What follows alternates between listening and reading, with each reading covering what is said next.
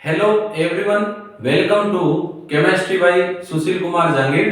आज हम redox reaction वाले चैप्टर में से जो टॉपिक पढ़ने जा रहे हैं वो है रेडॉक्स अभिक्रियाओं पर आधारित अनुमापन। अनुमापन को हम टाइट्रेशन भी बोलते हैं और ये 11th और 12th केमिस्ट्री के प्रैक्टिकल सिलेबस में है।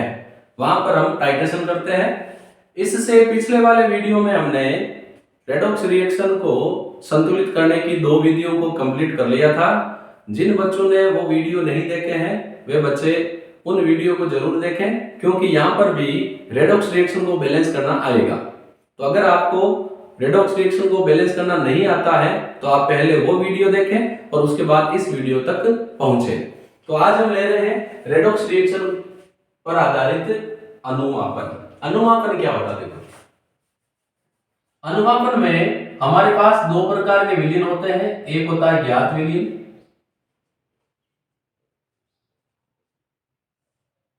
जिसकी सांद्रता हमें पहले से ज्ञात होती है, और एक हमें दिया जाता है अज्ञात विलयन, जिसकी सांद्रता ज्ञात करनी होती है। तो अनुमापन में हम ज्ञात विलयन की सहायता से अज्ञात विलयन की सांद्रता ज्ञात करते हैं। तो अनुमापन में क्या करते हैं? अनुमापन द्वारा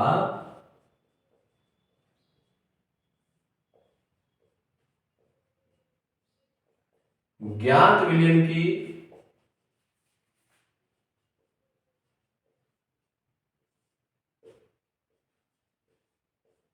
सहायता से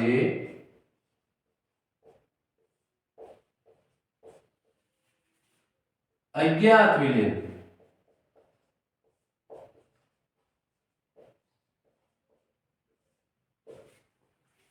की सांद्रता ज्ञात करते हैं।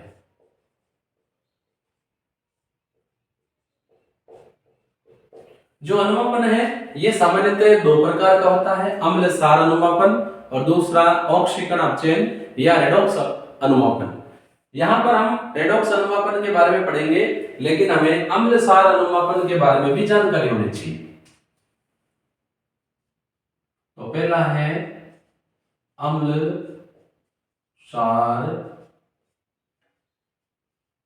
अनुमापन। अम्ल सार अनुमापन में हम अम्ल की प्रबलता सार के मानक विलयन की सहायता से ज्ञात करते हैं। यहां पर अम्ल और सार रिएक्शन करके उदासीनीकरण अभिक्रिया करते हैं और वहां पर अभिक्रिया समाप्त हो जाती है। जहां पर रिएक्शन एंड होती है उसको हम अंतिम बिंदु कहते हैं, और अंतिम बिंदु पर सूचक सूचक क्या होते हैं? वह पदार्थ जो रंग परिवर्तन द्वारा अभिक्रिया की समाप्ति का संकेत देते हैं। तो अंतिम बिंदु पर सूचक रंग परिवर्तन द्वारा अभिक्रिया की समाप्ति का संकेत देते हैं। तो अम्ल सार अनुमापन में हम अम्ल की प्रबलता सार की या सार के मानक विलयन की सहायता से ज्ञात करते हैं और अंतिम बिंदु पर सूचक रंग परिवर्तन द्वारा अभिक्रिया की समाप्ति का संकेत देता है। इसमें हम क्या करते हैं? अम्ल सार अनुमापन में अम्ल की प्रबलता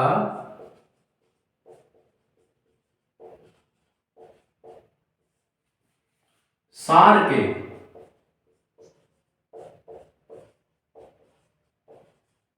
मानक विलयन स्टैंडर्ड सॉल्यूशन हम बनाते हैं की सहायता से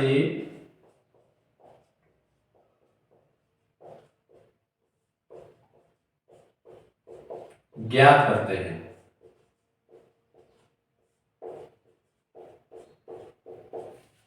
सूचक रंग परिवर्तन द्वारा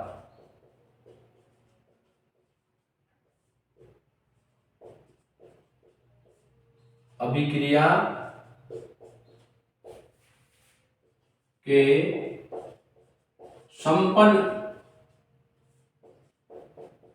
होने का संकेत देते हैं।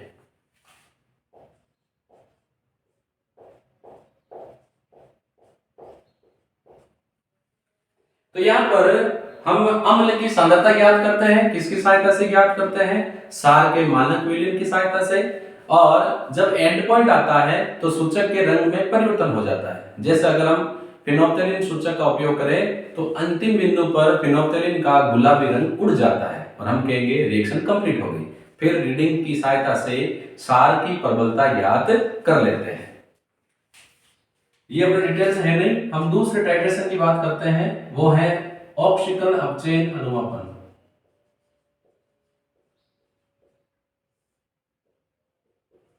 इसको हम रेडॉक्स अनुमापन भी कहते हैं।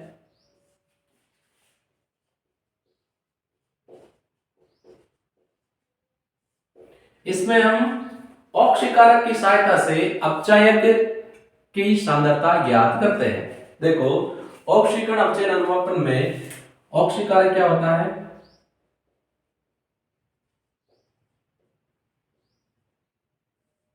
ऑक्सीकारक होते हैं potassium permanganate KMnO4, potassium dichromate K2Cr2O7, ये तो होते हैं ऑक्सीकारक। और अपचय क्या होंगे, अपचय हो जाएगा ferrous sulphate, ferrous ammonium sulphate,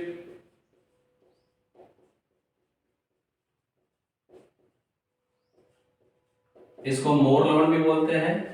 और ऑक्जेलिक एसिड C2H2C2O4 और 2 जल के अम्ल, इसको मोर लवण भी बोलते हैं। और ये क्या है, ऑक्जेलिक अम्ल।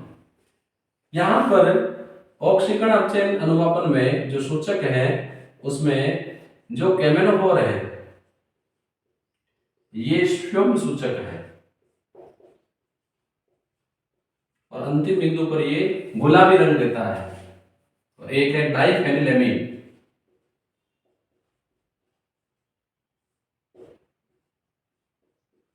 ये एंड पॉइंट पर गहरा नीला रंग देता है। तो ऑक्सीकरण ऑक्सीकरण और अपचयन अनुमापन में हम ऑक्सीकारक की सहायता से अपचय की सांद्रता ज्ञात करते हैं। अब देखो जब हम टाइट्रेशन करते हैं तो टाइट्रेशन एक प्रैक्टिकल की चीज है, इसमें कौन कौन से एपरेटस हम काम में लेते हैं उसकी मैं यहां बात कर रहा हूं। तो पहले हम एपरेटस काम में लेते हैं, एक पतली लंबी कांच की नली होती है कुछ ऐसी, आजकल ये प्लास्टिक की भी आने लगी मार्केट में।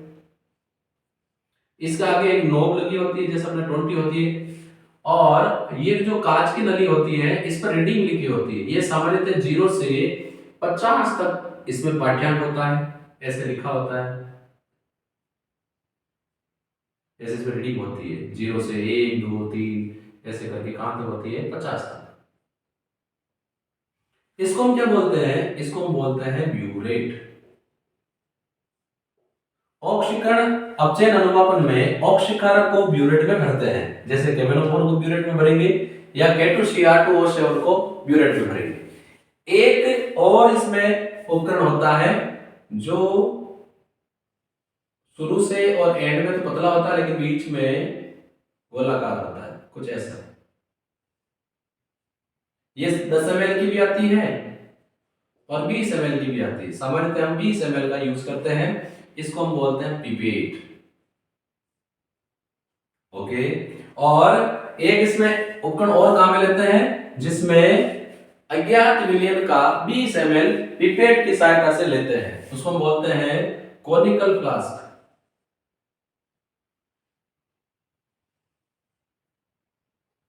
ऐसा होता है, इसको हम क्या बोलते हैं, कोनिकल फ्लास्क।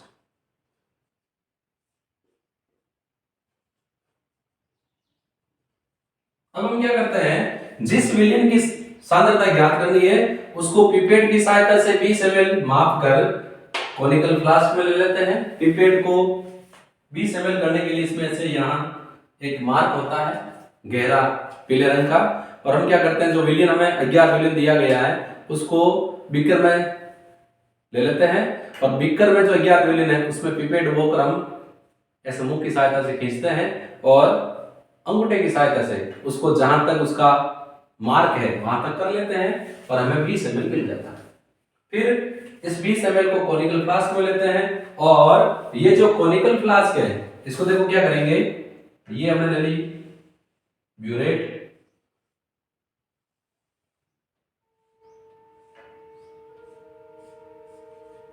इसको हमने स्टैंड पर कस दिया है, ऐसी स्टैंड होती है, उस पर हम पिपेट को टाइट कस लेते हैं,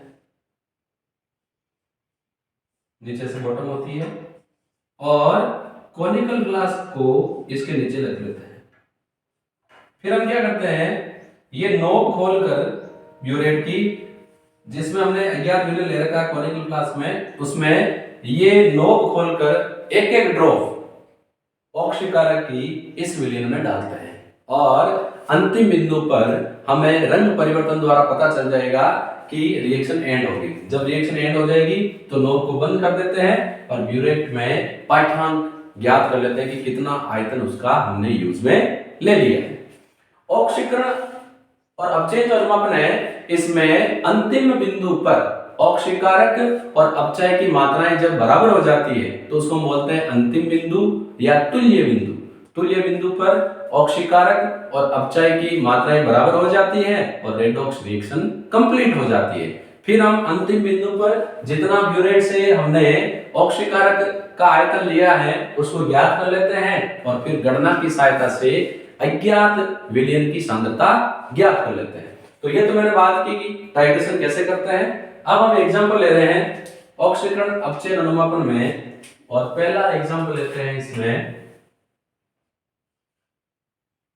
KMnO4 व ऑक्सैलिक अम्ल के मध्य अनुमापन।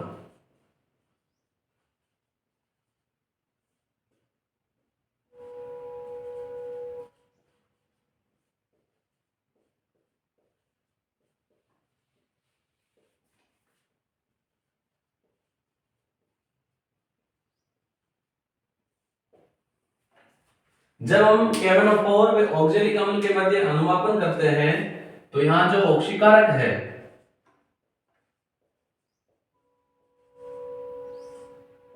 जिसका अपचयन होगा दूसरे का ऑक्सीकरण करेगा वो होता है पोटेशियम परमैंगनेट, और इसमें जो आयन भाग लेंगे वो होंगे परमैंगनेट आयन, ये कन्वर्ट हो जाएंगे Mn+2। दूसरा अपचयन जो है वो यहां है ऑक्सैलिक अम्ल H2C2O4, और ये यहां पर काम में लेता है oxalate ion, oxalate ion convert हो जाता है कार्बन डाइऑक्साइड में।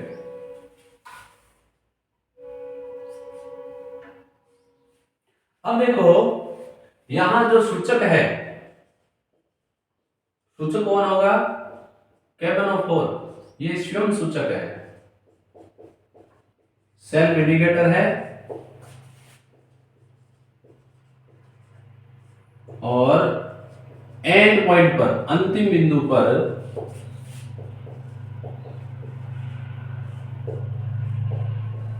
ये हल्का गुलाबी रंग देता है। अब यहां पर जो ब्यूरेट है इसमें हम क्या करेंगे, KMnO4, और जो कॉनिकल फ्लास्क है इसमें क्या लेंगे, ऑक्सैलिक अम्ल, ऑक्सैलिक एसिड। अंतिम बिंदु पर यानी तुल्य बिंदु पर जब अपचय का ऑक्सीकरण कंप्लीट हो जाता है, क्योंकि हम यहाँ अपचय की बात करें तो अपचय का गुदगत क्या होगा, ऑक्सीकरण। तो जब अंतिम बिंदु पर अपचय का पूर्णतः ऑक्सीकरण हो जाता है तो KMnO4 की एक बूंद डालते ही विलयन का रंग हल्का गुलाबी हो जाता है और हम कहेंगे रेडॉक्स रिएक्शन कंप्लीट हो गई है। अब देखो जब KMnO4 और ऑक्सैलिक एसिड के मध्य टाइट्रेशन होता है तो कैलकुलेशन कैसे करेंगे।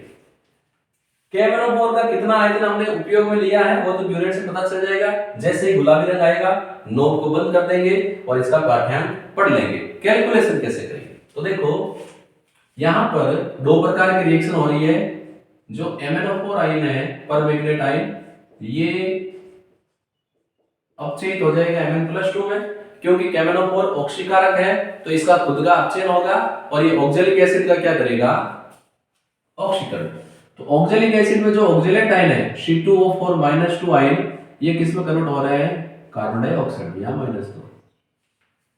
तो देखो, हम कैलकुलेशन करने के लिए हमें क्या करना पड़ेगा?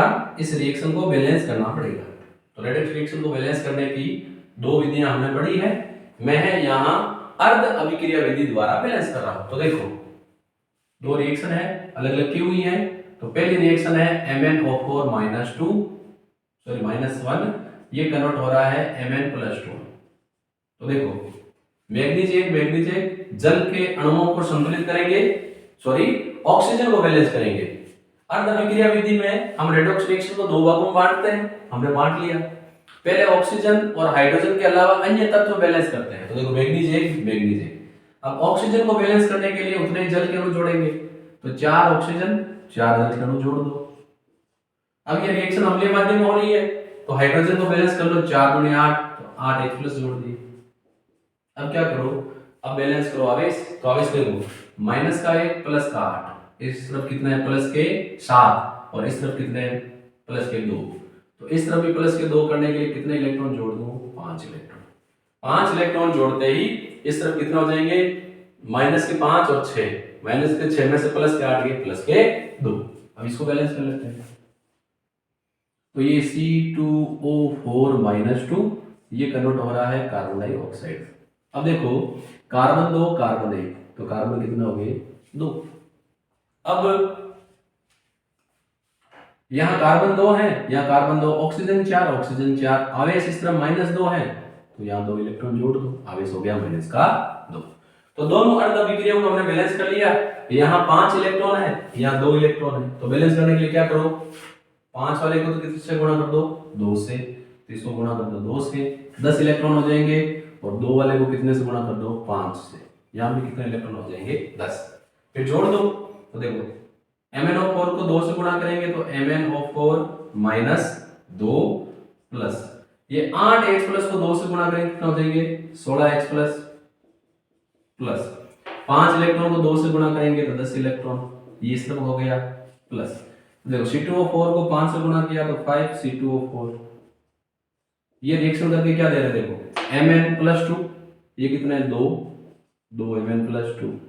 जल के अणु 4 को 2 से गुणा करो, 8H2 प्लस 2 कार्बन डाइऑक्साइड को 5 से गुणा करो तो 10 कार्बन डाइऑक्साइड, और 5 को 2 से गुणा करेंगे तो 10 इलेक्ट्रॉन। तो इलेक्ट्रॉन से इलेक्ट्रॉन तो कैंसिल आउट हो जाएंगे। अब ये क्या होगी?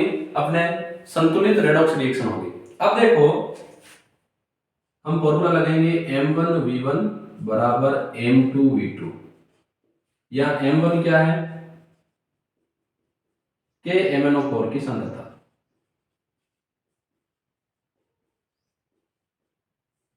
V1 क्या है? KMnO4 का आयतन। M2 क्या है? ऑक्जेलिक अम्ल का, ऑक्जेलिक एसिड की सांद्रता। तो V2 क्या है? ऑक्जेलिक अम्ल का आयतन। अब देखो, यहां पर KMnO4 तो कितना भाग ले रहा है? 2, लेकिन ऑक्जेलिक एसिड कितने भाग ले रहे हैं? 5, या -2 है। तो M1V1 में 2 का भाग दे देंगे और M2V2 में कितने का भाग देंगे? 5 का। क्रॉस गुणा कर लो तो 5 M1V1 बराबर 2 M2V2। इस फॉर्मूले की सहायता से हम अज्ञात विलयन की सांद्रता ज्ञात कर सकते हैं। तो ये हमने बात कर ली ऑक्जेलिक एसिड व KMnO4 के मध्य अनुपात पर। अब 2 एग्जाम्पल और ले लेते हैं ऑक्सीजन ऑक्सीजन अनुपात पर। अगला हम लेते हैं KMnO4 प्लस फेरस सल्फेट के मध्य अनुपात पर।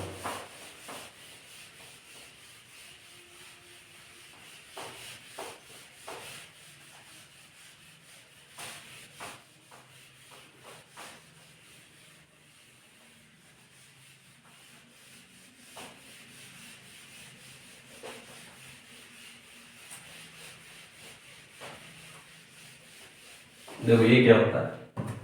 तो हम सेकंड ले लेते हैं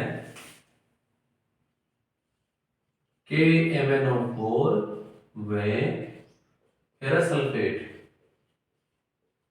7H2O के मध्य अनुमापन।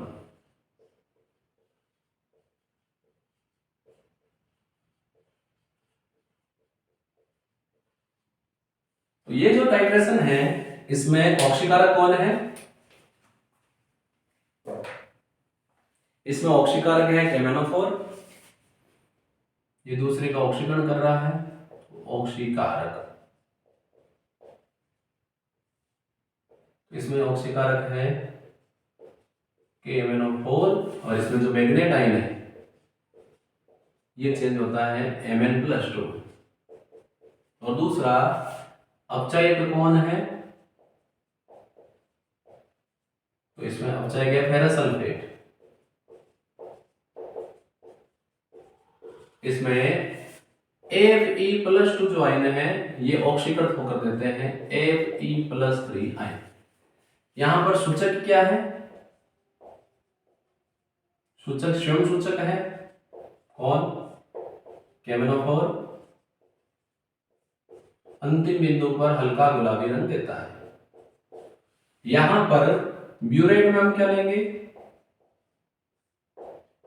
ब्यूरेट में हम लेंगे KMnO4 और कोनिकल फ्लास्क में क्या लेंगे? उसे लेंगे फेरस सल्फेट।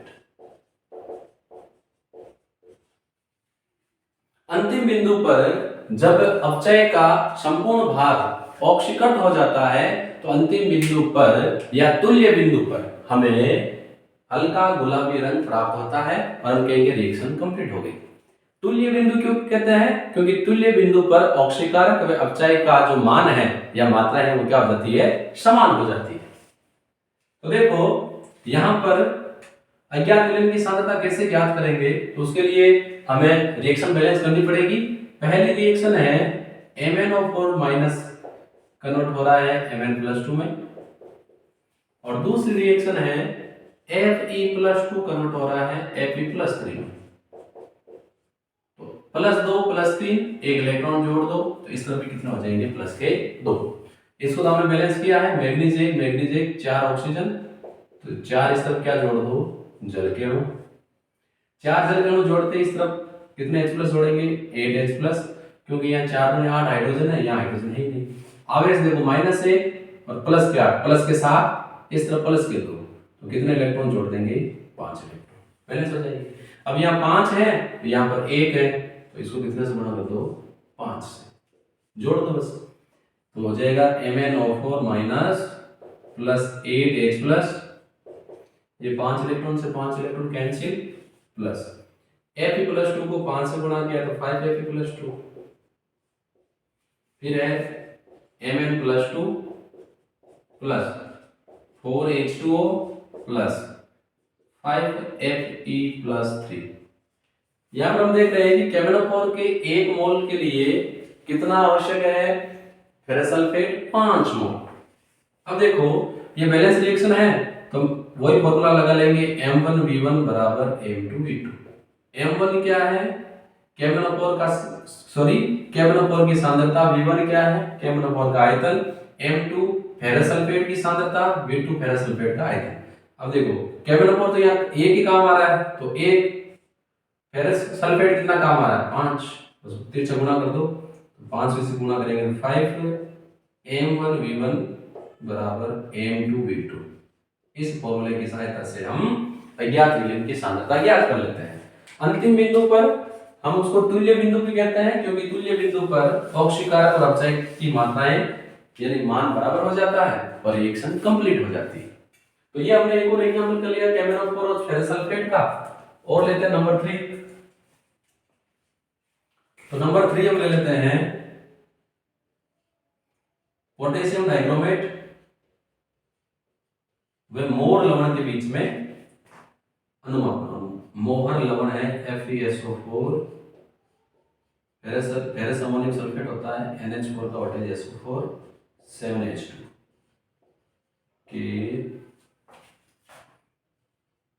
मध्य अनुमापन। तो किसकी बात कर रहे हैं? यहाँ ऑक्सीकारक क्या है?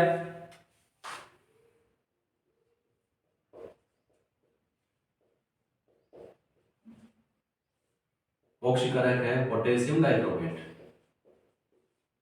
इसमें डाइक्रोमेट आयन पार्टिसिपेट करते हैं Cr2O7-2 और ये अपचयित हो जाते हैं Cr+3। अपचय कौन है? अपचयक है फेरस सल्फेट, मोर लवण, ferrous sulphate, ammonium sulphate, 7H2। इसमें सेम रिएक्शन होगी, इसमें Fe+2 आयन ऑक्सीकृत हो जाएंगे Fe+3 आयन में। यहां सूचक क्या काम लेंगे? सूचक काम लेंगे डाइफेनिल एमीन।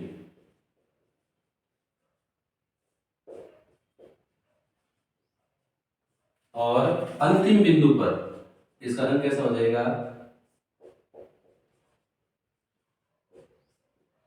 गहरा नीला।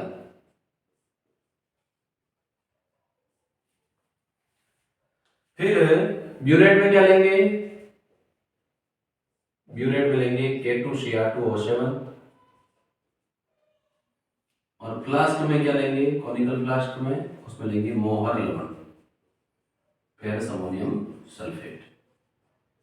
अब देखो, जैसे ही एंड पॉइंट आएगा, जब अपचय का संपूर्ण भाग ऑक्सीकृत हो जाएगा तो एंड पॉइंट पर रिएक्शन कंप्लीट हो जाएगी और अंतिम बिंदु पर सूचक डाइफेनिल एमीन गहरा नीला रंग देगा, जो हमें स्पष्ट करेगा कि रिएक्शन कंप्लीट हो गई है।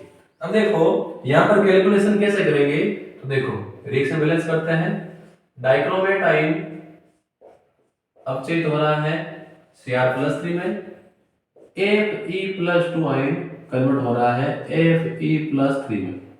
तो इसको बैलेंस करने के लिए इलेक्ट्रॉन जोड़ दो, बैलेंस हो जाएगा। इसको बैलेंस करते हैं। तो देखो Cr2O7-2 ये कन्वर्ट हो रहा है Cr+3 में। क्रोमियम 2, क्रोमियम 1 2 कर लिया।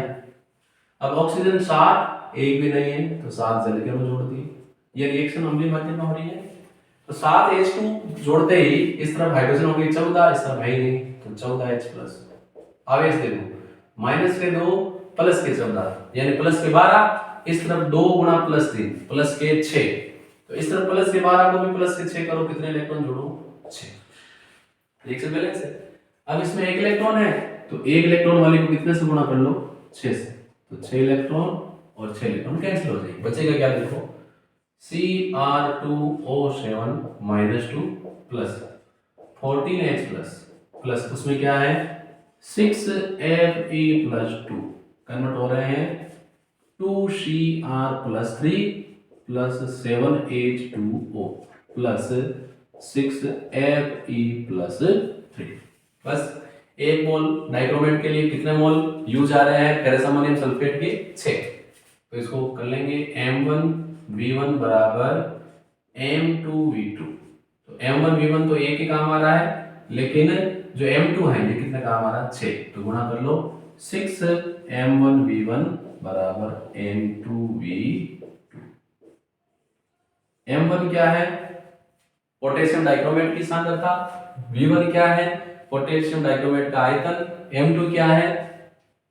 फेरस अमोनियम सल्फेट की सांद्रता। और V2 क्या है? फेरस अमोनियम सल्फेट का आयतन। ऑक्सीकरण अपचयन अनुमापन को हमने 3 एग्जांपल से समझ लिया है। ऑक्सीकरण अपचयन अनुमापन की एक विशेष प्रोसेस और है, ये ऑक्सीकरण अपचयन अनुमापन का ही प्रकार है और उसका नाम है आयोडोमिति। थोड़ा सा चेंज नाम है, वह आयोडीमिति।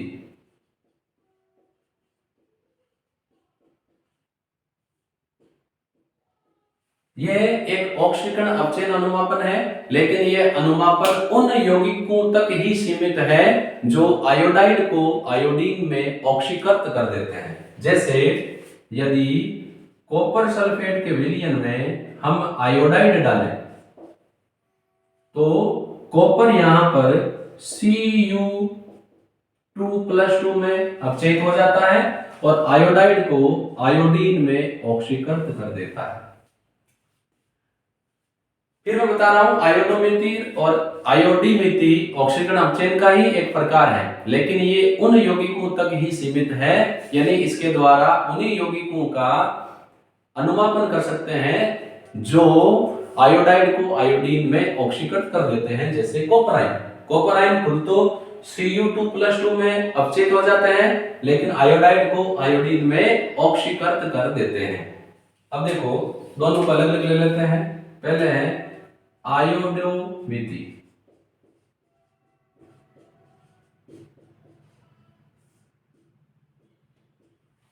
आयोडोमिथि में क्या करते हैं, इसमें जैसे ही हम कॉपर सल्फेट में यानी कॉपर आयनों में आयोडाइड आयन मिलाते हैं, तो ये Copper+2 आयन जो है ये स्वयं तो अपचयित हो जाएंगे Cu2+2 में, और आयोडाइड को किस में कन्वर्ट देंगे, I2। अब यहां पर रिएक्शन कैसे होगी, देखो ये Cu+2 जो आयन है ये आयोडाइड से रिएक्शन कर लेंगे और बना लेंगे Cu2I2 प्लस I2। आयोडीन 2 यहाँ 1 है, दूसरे से गुणा कर लेंगे 4 से। अब देखो कॉपर 2 है तो कॉपर 2, अब +2 को 2 से गुणा किया +4, -1 को 4 से गुणा किया -4, +4 -4 0, और इस तरफ भी आवेश क्या है 0। जब Copper+2 आयन आयोडाइड को आयोडीन में ऑक्सीकृत करते हैं तो कैसे पता चलेगा कि आयोडीन निकल रही है, तो ये जो आयोडीन है ये स्टार्च विलयन को, जैसे स्टार्च विलयन में डालेंगे तो ये स्टार्च विलयन को नीला रंग देती है, जिससे पता चलता है कि आयोडीन बन रही है। अब इस नीले रंग का अनुमापन हम सोडियम थायोसल्फेट से करते हैं। कितनी आयोडीन बन रही है इसका अनुमापन हम किससे करते हैं, सोडियम थायोसल्फेट से। तो इसका अनुमापन सोडियम थायोसल्फेट Na2H2O3, ये क्या है, सोडियम थायोसल्फेट।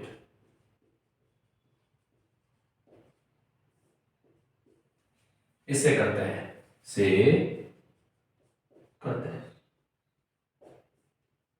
यानी सांद्रता ज्ञात कर लेंगे। तो यहां रिएक्शन क्या होगी, देखो जो आयोडीन है ये थायोसल्फेट जो आयन है H2O3-2 इनसे रिएक्शन कर लेगी, खुद कन्वर्ट हो जाएगी आयोडाइड में, और ये हो जाएगा AS4O6-2।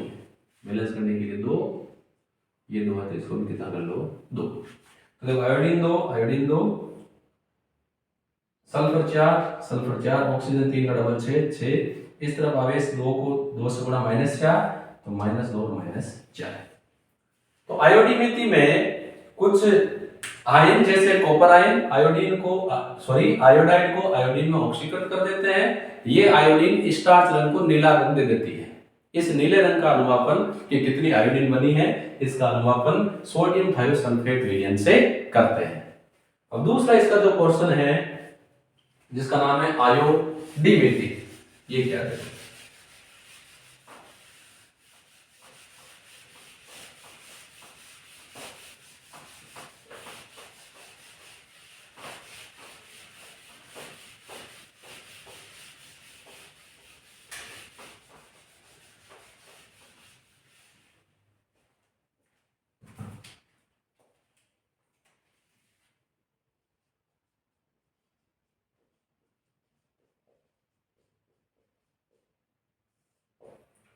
आयोडीमिथि में हम आयोडीन के जलीय विलयन का सीधा अनुमापन सोडियम थायोसल्फेट से करते हैं।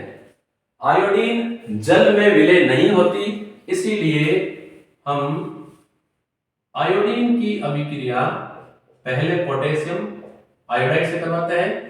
पोटेशियम आयोडाइड आयोडीन से रिएक्शन करके KI3 बनाता है। KI3 में जो आयोडाइड आयन है वो ठीक उसी प्रकार है जैसे आयोडीन में होते हैं।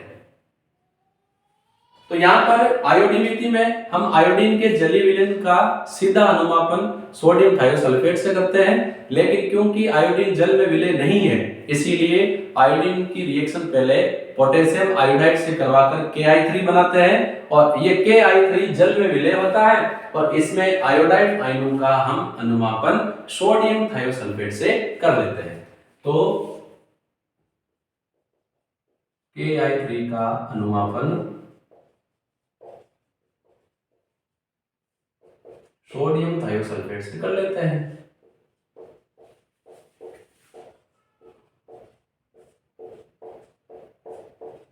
ये जो KI3 है इसमें आयोडाइड आयन उसी प्रकार होते हैं जैसे आयोडीन में होते हैं। तो यहाँ क्या रिएक्शन होगी, देखो ये जो KI3 है इसका जब हम टाइट्रेशन करेंगे सोडियम थायोसल्फेट से, तो यहाँ सोडियम थायोसल्फेट में कौन सा आयन भाग लेंगे, थायोसल्फेट आयन H2O3-2, ये KI3 से रिएक्शन करके एक तो बना लेंगे Ki प्लस एक बनाएंगे S4O6 और एक क्या देंगे